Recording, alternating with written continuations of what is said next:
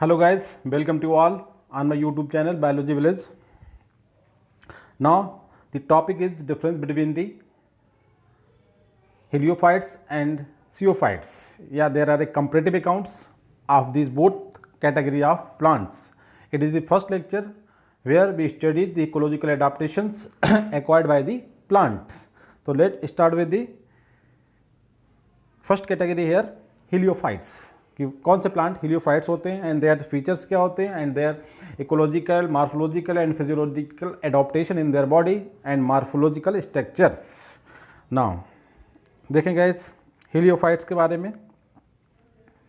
हीलियोफाइट्स के two other names हैं sun stroke plants, sun loving plants या सोलर प्लांट्स. तो इनसे आपको आइडिया हो गया होगा कि heliophytes are those plants which love to the sunlight. Sunlight मतलब इंटेंस सनलाइट, मैक्सिमम सनलाइट को एक्वायर करने वाले, ठीक है, उन प्लांट को क्या बोला जाता है, हीलियो प्लांट. के ऐसे प्लांट जो मैक्सिमम सनलाइट की रिक्वायरमेंट रखते हो for their growth and development या to complete their flowering and fruiting and they grow at the places where maximum sunlight is penetrated there.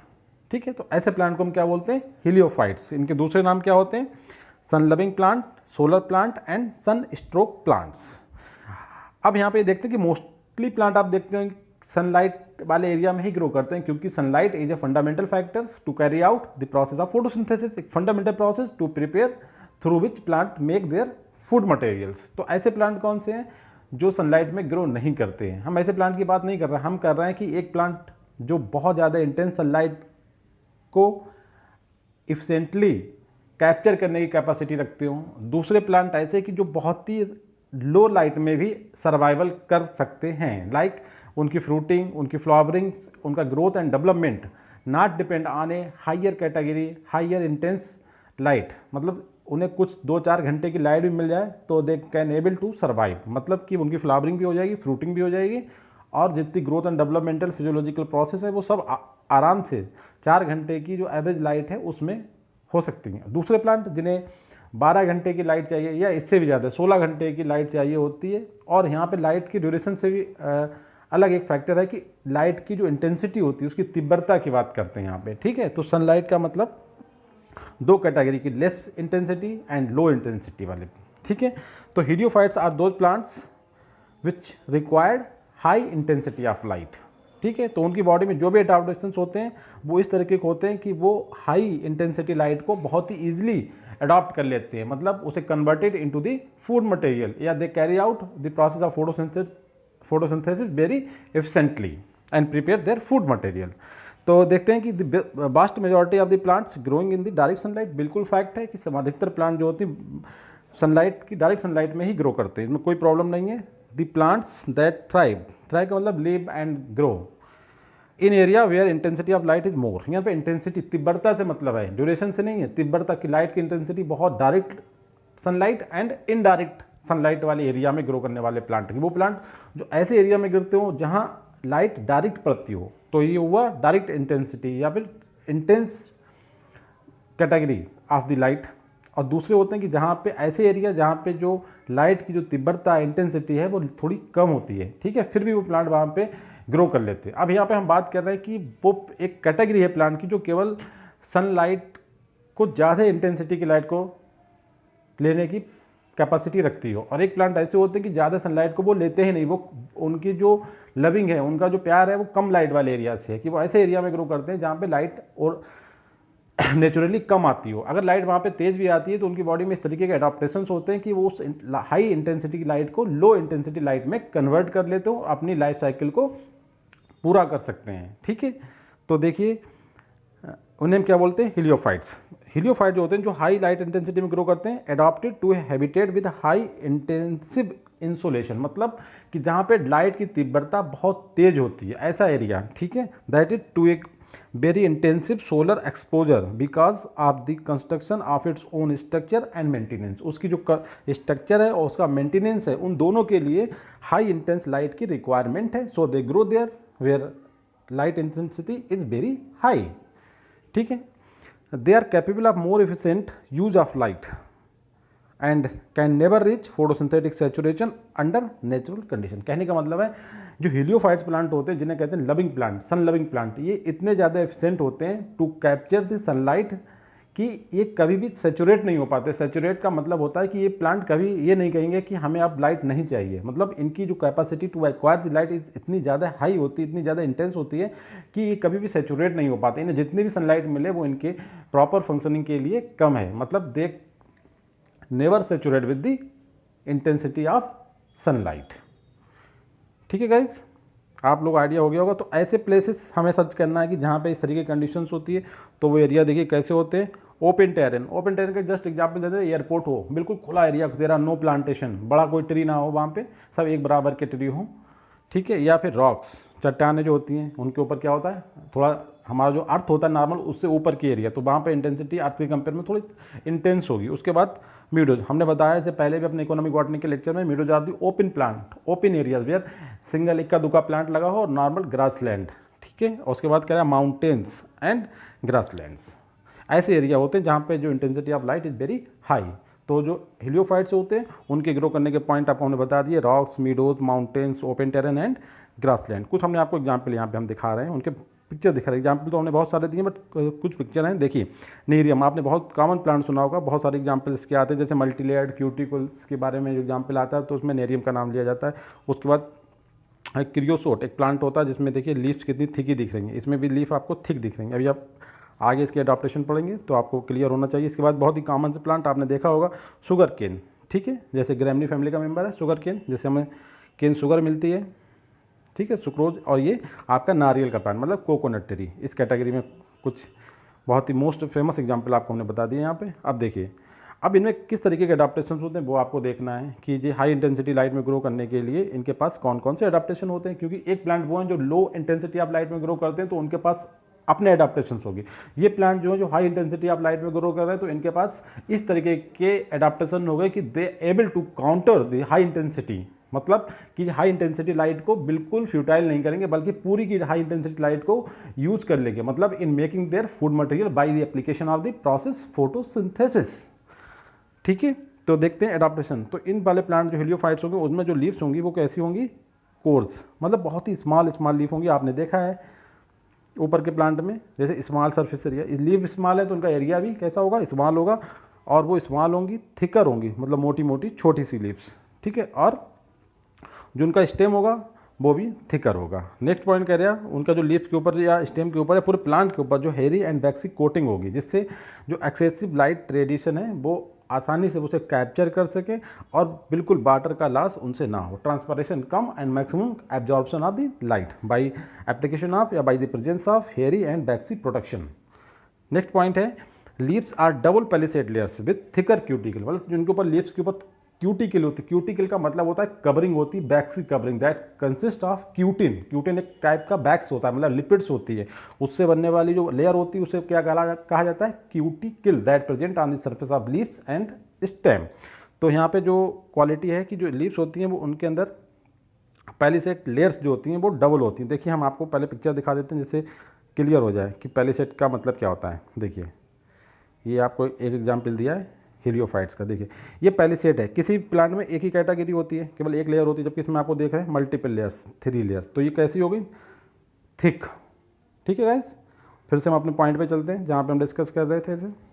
Point number 4, leaves and suit have सकिन stomata. Stomata जो होंगे यहाँ पे वो धसे हुए होंगे, अंदर की तरफ होंगे, एम्बेडेड स्टोमेटा बोले जाते हैं।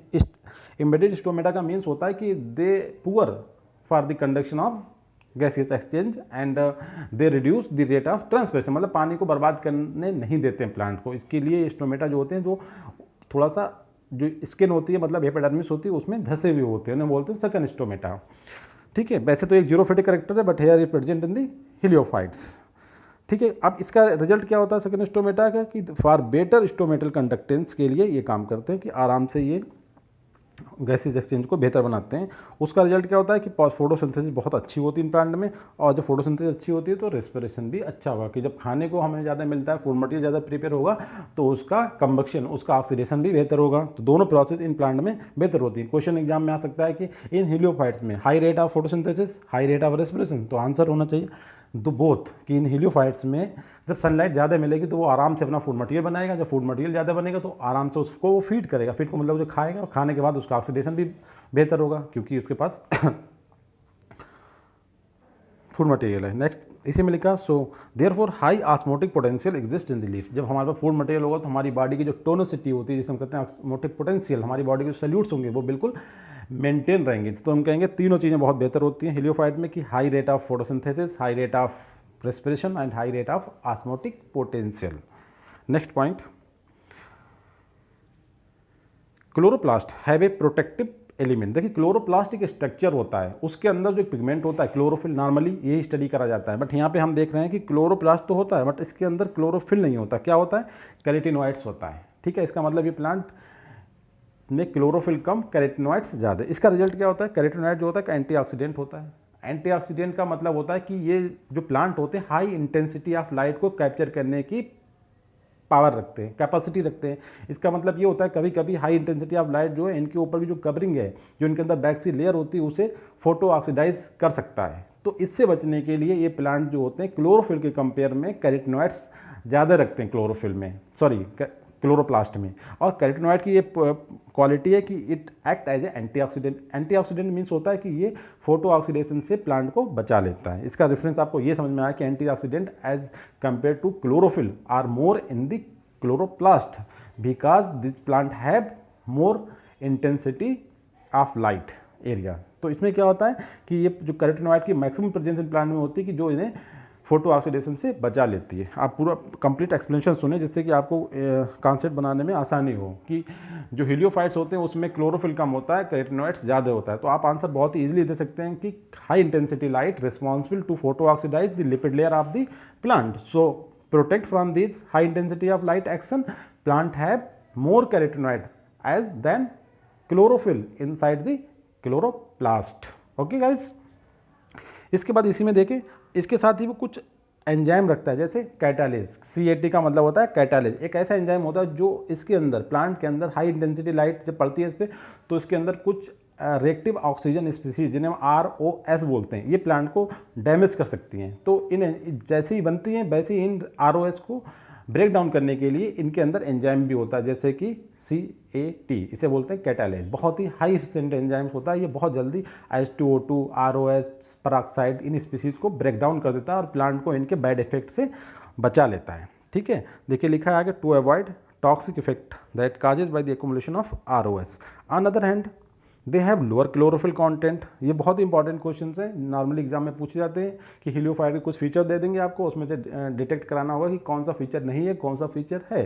तो आपको पूरी फिजियोलॉजी समझा रहा हूँ कि हाई इंटेंसिटी लाइट की वजह से ये प्लांट क्लोरोफिल के कंपेयर में कैरोटीनॉइड ज़्यादा रखते हैं। कैरोटीनॉइड ज़्यादा के साथ ही ये एंजाइम्स भी रखते हैं लाइक कैटालेज जो इन्हें ROS के एक्शन से बचा लेता है। ठीक है, इसके बाद क्या होता है इन एंजाइम में क्लोरोफिल कॉन्टेंट जो होता है वो कम होता है। ठीक है, बट RUBS रुबिस्को जो एंजाइम्स होता है वो इसमें कैसा होता है वो ज़्यादा होता है। क्यों? फोटोसिंथेसिस ज़्यादा होती है। तो रुबिस्को जो है, रुबिस्को के बारे में 3 स्टेटमेंट मैं यहाँ पे दे रहा हूँ आपको, ध्यान रखें, very important for the NEET examination कि ये अर्थ में पाई जाने वाली सबसे ज़्यादा प्रोटीन है। दूसरा क्वेश्चन, क्लोरोफिल में पाई जाने वाली सबसे ज़्यादा प्रोटीन, और प्लांट के अंदर सबसे ज़्यादा मात्रा में पाई जाने वाली प्रोटीन का नाम भी रुबिस्को है। 3 इंपॉर्टेंट क्वेश्चन, अर्थ में सबसे ज़्यादा, क्लोरोफिल में सबसे ज़्यादा पाई जाने वाली प्रोटीन क्लोरोप्लास्ट या क्लोरोफिल, और उसके बाद प्लांट की पूरी बॉडी क्लोरोफिल में, अर्थ पे, तीनों जगह सबसे अधिकतम पाई जाने वाली प्रोटीन का नाम क्या है? Rubisco. It is a enzymes of photosynthesis that have activity of oxygenase type and as well as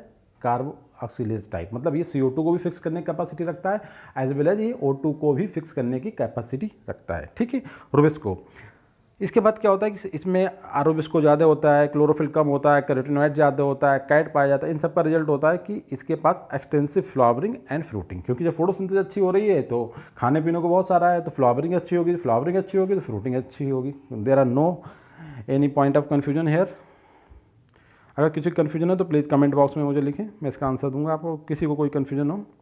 next point है 6 कि they have a high compensation point. High compensation का पॉइंट का मतलब हुआ है कि इनके पास CO2 को CO2 कंसनट्रेशन जितनी भी बढ़ सकती है और ये पूरी CO2 को कैप्चर करने और उसे फाइनली कार्बोहाइड्रेट में कन्वर्ट करने की कैपेसिटी रखते हैं। कहने का मतलब है CO2 कंसनट्रेशन जितनी ज़्यादा होगी ये प्लांट मना नहीं करेंगे कि हम इस CO2 को कार्बोहाइड्रेट में कन्वर्ट नहीं कर पाएंगे। कहने का मतलब है they have more demand, they have highest demand for CO2 to convert into the carbohydrate. इसका मतलब है इन प्लांट की जो हाई कंपनसेशन पॉइंट का मतलब होता है कि they have higher capacity to convert CO2 into the carbohydrates.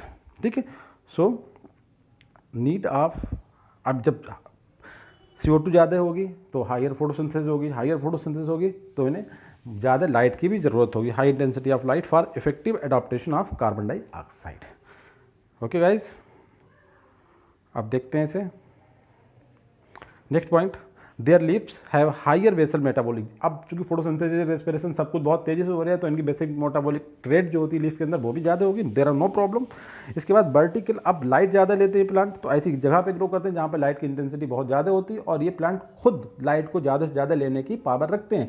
सो इनकी जो लीव्स का जो ओरिएंटेशन होता है वो कैसा होता है, vertical. Vertical orientation of leaf जो होता है वो इस तरीके का अरेंजमेंट है जिससे प्लांट ज़्यादा से ज़्यादा लीफ सनलाइट को अडॉप्ट कर सके। ठीक है, इसके बाद है कि developed conducting tissue. In plant के अंदर अब फूड मटेरियल ज़्यादा बनना है, रेस्पिरेशन ज़्यादा हो रहा है तो जो फूड मटेरियल बना है उसका ट्रांसपोर्ट पूरी बॉडी में होगा तो उसके लिए वैस्कुलर सप्लाई बहुत ही स्ट्रांग होगी, मैकेनिकल टिश्यू बहुत ही अच्छे होंगे इसके। ठीक है, नेक्स्ट पॉइंट है लॉन्गर रूट्स। अब जब फोटोसिंथेसिस ज़्यादा हो रही तो सब ज़्यादा वाटर की रिक्वायरमेंट होनी चाहिए तो इसके लिए इसका जो रूट सिस्टम होता है वो भी बहुत ज़्यादा स्ट्रांग होता है। सभी पॉइंट प्लांट फिजियोलॉजी में अगर देखें, हम इस फिजियोलॉजी पे अटैच कर रहे हैं यहाँ पे कि सब पॉइंट एक दूसरे से जुड़े हुए हैं। क्योंकि फोटोसिंथेसिस बेहतर है तो वो प्लांट ज़्यादा लाइट की जरूरत होगी, ज़्यादा कार्बन डाइऑक्साइड की जरूरत होगी, ज़्यादा टेम्परेचर की जरूरत होगी और ज़्यादा ही वाटर की जरूरत होगी। जो ज़्यादा वाटर की मतलब है कि प्लांट की रूट्स काफ़ी एक्सटेंसिव रूट डेवलपमेंट होना चाहिए that can able to take their water maximally from inside the root system.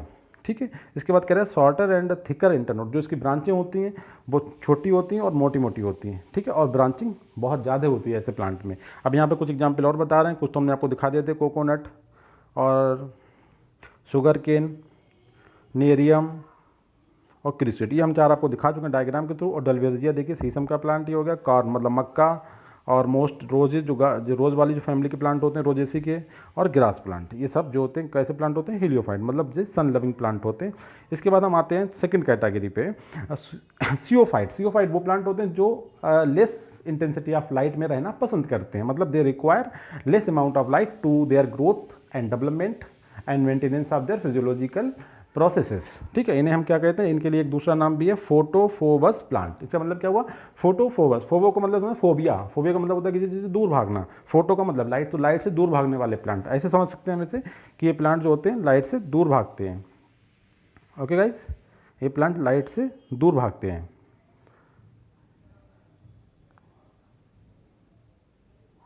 ठीक है, अब इन हम देखते हैं कि इनके थोड़ा सा डिफाइन करते हैं इन्हें कि plant grow in shady places called sciophytes, they need less intensity of light and grow under the canopy of tree. ये दूसरे वाले प्लांट की जो कैनोपी होती है, जो ऊपर उनकी लीफ का एक कवर होता है, उसके नीचे ग्रो करना चाहते हैं, प्रीफर करते हैं। ठीक है, जैसे किसी फॉरेस्ट एरिया में चले जाएं तो फॉरेस्ट में जो बड़े बड़े प्लांट होते हैं उनकी लीव्स आपस में मिलके अपर साइड में एक पूरा नेटवर्क बना लेती हैं जिससे कि सनलाइट कम से कम वहाँ पे एंट्री कर पाए। जैसे हम एक जंगल में जाएं फॉरेस्ट में तो फॉरेस्ट के फ्लोर पे सनलाइट आने के चांसेस कम होते हैं। सनलाइट तो आती है बट वहाँ पे जो लाइट की इंटेंसिटी होती है वो कम होती है। कहने का मतलब उस कैनोपी को जो पेनिट्रेट करके लाइट जब नीचे आती है तो उसकी जो इंटेंसिटी होती है, उसकी तीव्रता होती है, उसमें कमी आ जाती है। तो ऐसे प्लेसेस पे मतलब फॉरेस्ट फ्लोर पे जो प्लांट ग्रो करते हैं वो कौन से प्लांट होंगे, इसी तरीके के प्लांट होंगे जिन्हें बोलते हैं सियोफाइट्स या फोटोफोबस प्लांट्स। ठीक है, they can often reach saturation level at high intensity only 20% of full sunlight। Full sunlight का केवल 20% लाइट भी अगर इन्हें मिल जाए तो ये कहते हैं कि अब हमें और लाइट नहीं चाहिए, we are now able completely to fulfil their requirement of food growth and development. ठीक है, इन्हें कोई लाइट नहीं चाहिए, केवल 20% ऑफ टोटल सनलाइट की अगर लाइट मिल जाए तब भी ये सेचुरेशन पॉइंट पे पहुंच जाते हैं। जबकि पहली वाली कैटेगरी में हम ये देख रहे हैं कि वो कभी भी सेचुरेट नहीं कर पाते, कभी वो ये नहीं कहते कि हमारी लाइट इंटेंसिटी की जो हमारी डिमांड है वो पूरी होगी। जबकि यहाँ पे केवल आउट ऑफ टोटल का 20% लाइट भी अगर मिल जाती है तो they are completely fulfil their requirement for all kinds of physiological and morphological as well as anatomical activities सब कंप्लीट है, उसी लाइट में सब काम कर लेते हैं। ठीक है, जैसे फ्लावरिंग, फ्रूटिंग एंड अदर। अच्छा, अब ये प्लांट कहाँ पे मिलेंगे हमें, देखिए some can found in soil that overly hard are porous, porous soil होती है लाइक मैच्योर ट्री, कोई बहुत बड़ा ट्री है उसके नीचे की सॉइल होती है वहाँ पे ग्रो कर सकते हैं, because they block the amount of water from reaching the forest floor and whose roots absorb most of the water, ठीक है, जिससे कि आराम से वाटर को एब्जॉर्ब कर सकें। अब इनके कुछ एरिया बता रहा है कि वेयर दे ग्रो, ये कहाँ पे ग्रो करेंगे, हम आपको पूरी कंडीशन बता चुके हैं कि इनकी कंडीशन क्या होती है। तो देखिए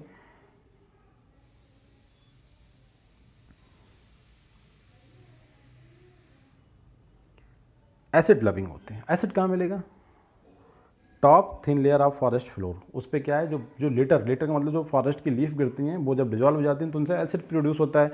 तो ये प्लांट कैसे होते हैं, एसिड लविंग, क्योंकि दे ग्रो ऑन दी या they prefer to grow on the forest floor, ठीक है। उसके बाद कह रहा है कि और वो सॉइल कैसी होगी, पीएच उसका बहुत हाई होगा और ऑर्गेनिकली रिच होगी। तो ऐसा भी कह सकते हैं जहाँ पे सॉइल अगर ऑर्गेनिकली रिच और पीएच उसका बहुत ज़्यादा लो हो वहाँ पे ये ग्रो करना प्रीफर करेंगे, ठीक है। ऐसी कंडीशन कहाँ मिलती है, फॉरेस्ट के फ्लोर पे, ज़मीन जो फॉरेस्ट के अंदर का जो एरिया होता है सॉइल उसमें ग्रो करना चाहेंगे ये।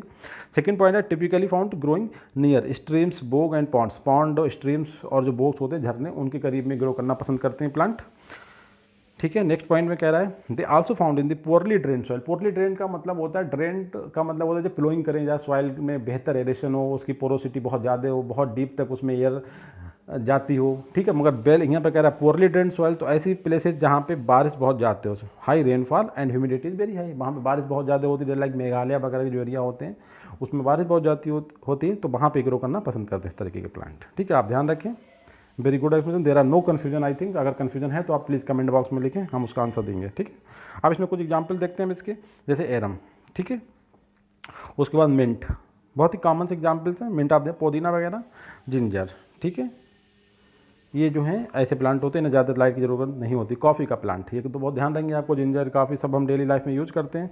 अच्छा, अब इनके एडाप्टेशन पढ़ लेते हैं कि इसमें कौन कौन से एडाप्टेशन होते हैं। देखिए लीव्स इनकी इसके अपोजिट होंगे, मोस्टली इनके जो एडाप्टेशन इनके अपोजिट होंगे, जैसे कि लीव्स आर लार्ज और थिन, ठीक है, जिससे सरफेस एरिया कितना होगा, ज़्यादा होगा, क्योंकि ये ऐसे एरिया में ग्रो करते हैं। देखिए सब पॉइंट को आपस में जोड़ते हैं, एरिया में ऐसे एरिया में ग्रो करते हैं जहाँ पे सनलाइट कम होती है, तो इनकी लीव्स कैसी होती है, थिन होती हैं, कि बहुत आसानी से लाइट ऊपर पड़े और वो पूरे अंदर फिजियोलॉजी में प्लांट लीफ के अंदर चली जाए, क्योंकि लीफ थिन होती है और उसका एरिया सरफेस एरिया ज़्यादा होता है, क्योंकि लाइट ऑलरेडी ऊपर से कम आ रही है, तो ये सरफेस एरिया ज़्यादा होता है कि जिससे ज़्यादा से ज़्यादा सनलाइट ले लें। मगर ये लेना नहीं चाहते, मगर इनका एक आइडिया होता है कि सरफेस एरिया ज़्यादा हो जाए जिससे सनलाइट पूरी तरीके से इनके पास आ सके, ठीक है। उसके बाद एपिडर्मिस भी थिन होती है और सिंगल लेयर होती है, जहाँ वहाँ पे हम देख रहे थे मल्टी लेयर होती है, यहाँ पे देखिए हम फिर से आपको डायग्राम दिखा रहे हैं एक बार, जिससे आपको डायग्राम से पूरा क्लियर हो जाए कि इन प्लांट में कैसा क्या होता है।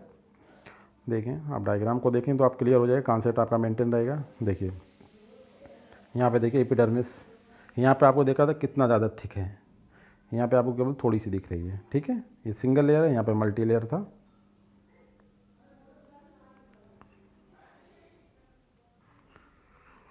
ठीक है। They have large photosynthetic units than helio, इनकी फोटोसिंथेटिक यूनिट लार्ज होंगी क्योंकि इनके पास लाइट कम आ रही है, तो इन्हें पूरा जो ऑपरेटर है अंदर का वो बड़ा करना पड़ेगा, क्योंकि उस कम लाइट में ये अपने जीने के लायक, अपने सर्वाइवल के लिए एटलीस्ट फूड तो बना सके, तो इनकी जो फोटोसिंथेटिक यूनिट्स होती हैं वो लार्ज होती हैं। आप थोड़ा सिस्टम को जोड़ना सीखें टॉपिक से, जैसे कि चीज़ें कॉन्सेप्ट क्लियर होता रहे कि जब लाइट बहुत ज़्यादा है तो फोटोसिंथेटिक यूनिट बहुत छोटी सी है, क्योंकि जो पता लाइट बहुत इजीली आ रही है, बहुत ज़्यादा लाइट है तो हमें कोई बड़ी मशीन लगाने की ज़रूरत नहीं है, जबकि लाइट यहाँ पे कम है तो मशीनरी कैसी होगी, अंदर की फोटोसिंथेटिक यूनिट लार्ज होगी, क्योंकि लाइट इस यहाँ पे कम आ रही है। नेक्स्ट पॉइंट देखें, फ्यूर स्टोमेटा कम होते हैं क्योंकि यहाँ पे लाइट नहीं है, अगर फूड मटेरियल कम बन रहा है। Less support for conduction of tissue भी जो होते हैं, जाइलम फ्लोएम का जो डेवलपमेंट होता है वो थोड़ा वीक टाइप का होता है, ठीक है। स्टोमेटा भी नंबर कम होता है लीफ पे। दे कंटेन मोर क्लोरोफिल, अब देखिए लाइट कम आ रही तो क्लोरोफिल के जो मॉलिक्यूल्स हैं वो ज़्यादा होंगे, क्योंकि कम लाइट को ज़्यादा मॉलिक्यूल्स पकड़ेंगे, तो at least they can able to prepare their food for their survival, ठीक है। तो यहाँ पर देखिए मोर क्लोरोफिल, ठीक है। अच्छा, उसके बाद रेट ऑफ फोटोसिंथेसिस ऊपर कितनी थी, ज़्यादा थी। यहाँ पे रेट देखिए, ये कंपैरेटिव पॉइंट पर देखें, यहाँ पे रेट कैसी फोटोसिंथेसिस कम है, क्योंकि सनलाइट बहुत धीरे से आ रही है, कम इंटेंसिटी की लाइट आ रही है।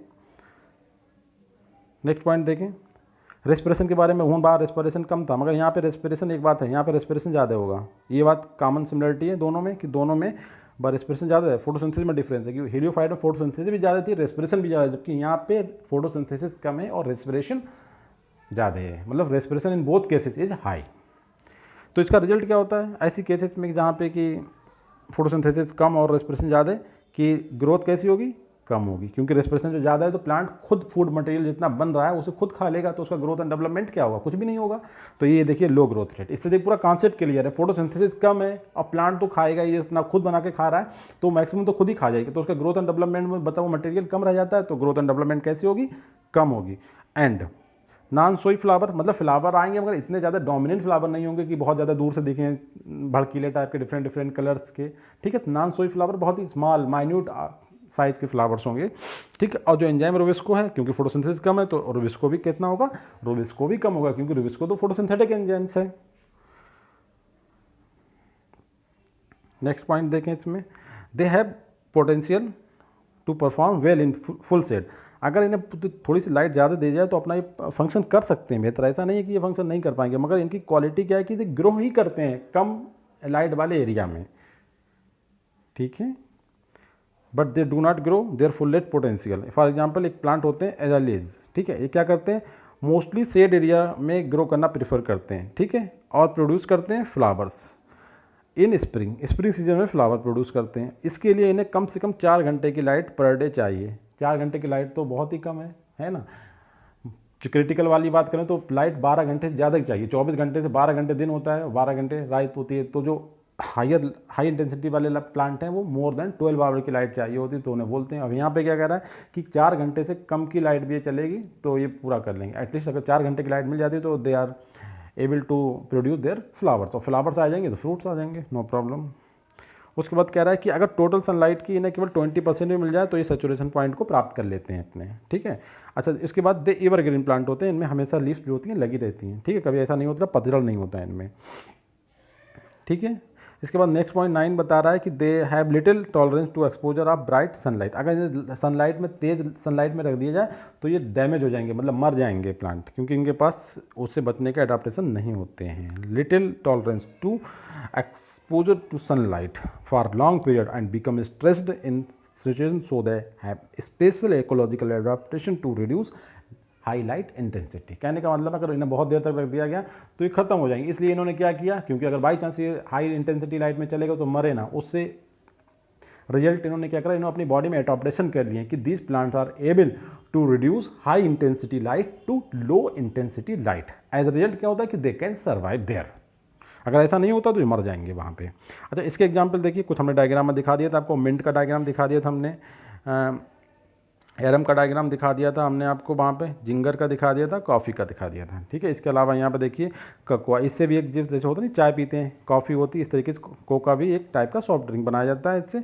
और पीपर, सोअर सॉप, मैंगोस्टीन, ब्लैक पीपर, काली मिर्च वगैरह, ये सब इस तरीके के प्लांट होते हैं। चलेगा, टॉपिक कंप्लीट। इसके बाद मैं सेकंड लेक्चर डाल रहा हूँ, comparative study of sociophyte and heliophyte. Please subscribe, like and share my YouTube channel Biology Bliss. Thank you very much.